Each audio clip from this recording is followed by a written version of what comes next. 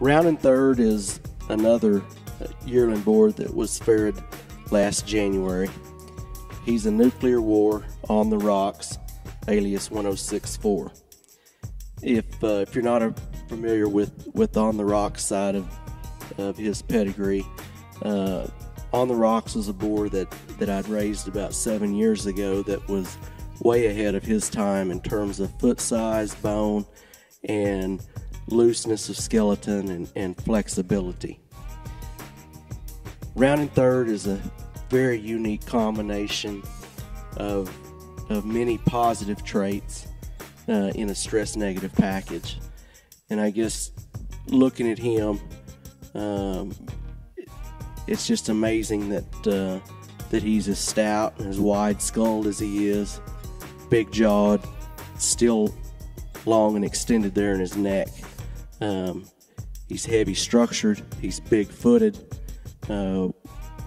he's one that's really bold in his center, and I think for being a descendant of the warfare line, he's the best that I have seen out of that particular line in terms of softness of his body, in terms of depth of his flank, and he's just a really big-bodied, soft-made boar that's still moderate-sized, muscular, and then we get right behind him and watch him go away from us.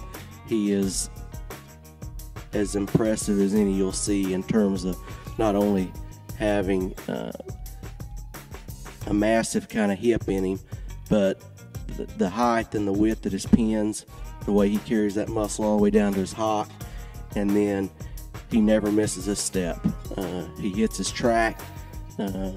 He goes away wide, but there's no bows at his hock.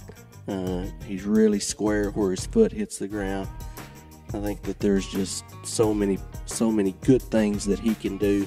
And then we have versatility with him being a negative. We can breed him to as much muscle as we want to. He has plenty himself.